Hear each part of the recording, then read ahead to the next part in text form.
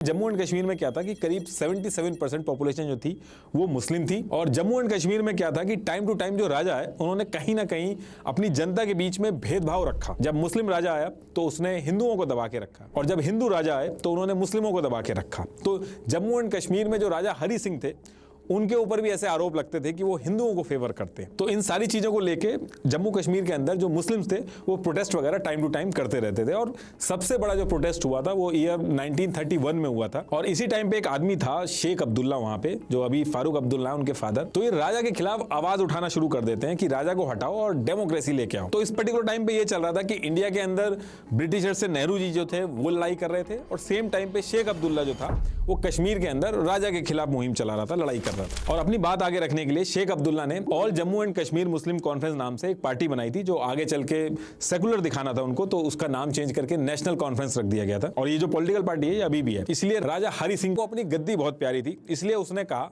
कि उसको इंडिपेंडेंट रहना है, उसको किसी से नहीं मिलना है। तो इसीलिए जब इंडिया और पाकिस्तान आजाद हुए तो राजा ने कहा कि ना तो उसको इंडिया से मिलना है ना पाकिस्तान से मिलना है, वो कोई इंस्ट्रूमेंट ऑफ एक्सेशन जो है उसको साइन नहीं करेगा।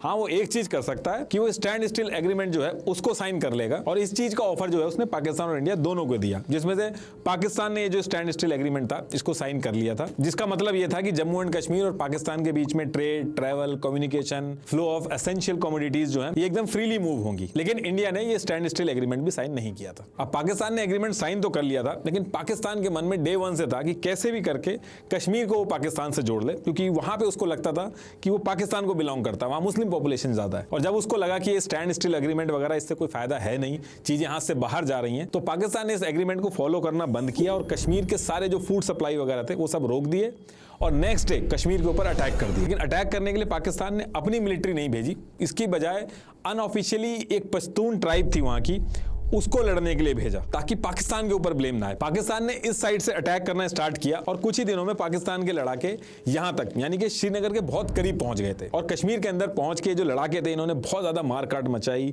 क्या हिंदू क्या मुस्लिम किसी को नहीं छोड़ा। अब इसके बाद ये लोग राजा हरि सिंह के एरिया में भी एंटर करने वाले थे, और राजा को समझ में आ गया था कि अब जम्मू एंड कश्मीर भी जाएगा हाथ से और उसकी जान भी खतरे में है।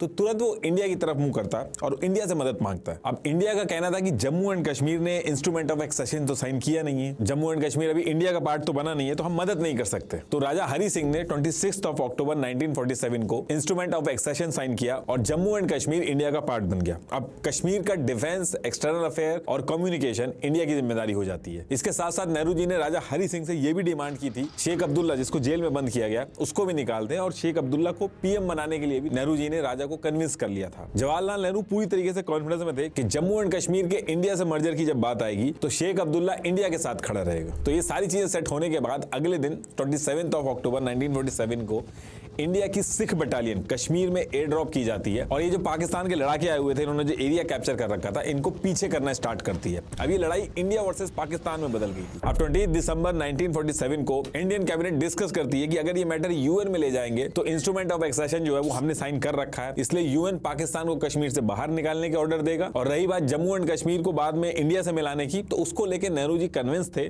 कि फैसला इंडिया के हक में जाएगा। और अगर प्लेबिसाइड की भी नौबत आती है तो जम्मू और लद्दाख की जो पॉपुलेशन है वो इंडिया के फेवर में है, और कश्मीर में मैटर अगर फंसेगा तो शेख अब्दुल्ला जो है वो इंडिया के फेवर में है, वो लोगों को कन्विंस कर लेगा इंडिया के साथ जुड़ने के लिए। तो ये सारी चीजें सोच के 21 अप्रैल 1948 को यूएन में पहुंचते हैं लोग। लेकिन उस टाइम पे यूएन के अंदर यूएसए का बहुत इंफ्लुएंस था और यूएसए पाकिस्तान के फेवर में था उस पर्टिकुलर टाइम पे। फिर इसके कुछ टाइम बाद यूएन का रेजोल्यूशन आता है, जिसमें सबसे पहली चीज तो ये मेंशन थी कि जो जहां पे है वहीं पे वॉर को रोक दे, और 1 जनवरी 1949 को इंडिया पाकिस्तान जहां पे थे वहीं पे रुक गए और उसी जगह को एलओसी लाइन ऑफ कंट्रोल बना दिया गया। दूसरी चीज यूएन ने कही कि जम्मू एंड कश्मीर में क्या होगा इसका फैसला जम्मू एंड कश्मीर की जनता करेगी। तो सबसे पहले तो पाकिस्तान जम्मू एंड कश्मीर से अपनी जितनी भी फोर्सेज हैं उनको बाहर निकालेगा, फिर इंडिया अपनी फोर्सेज को बाहर निकालेगी, उसके बाद जम्मू एंड कश्मीर में प्लेबिसाइड होगा जो कि जम्मू एंड कश्मीर का एडमिनिस्ट्रेशन करवाएगा, फिर डिसाइड होगा कि जम्मू एंड कश्मीर किस देश में जाके मिलेगा।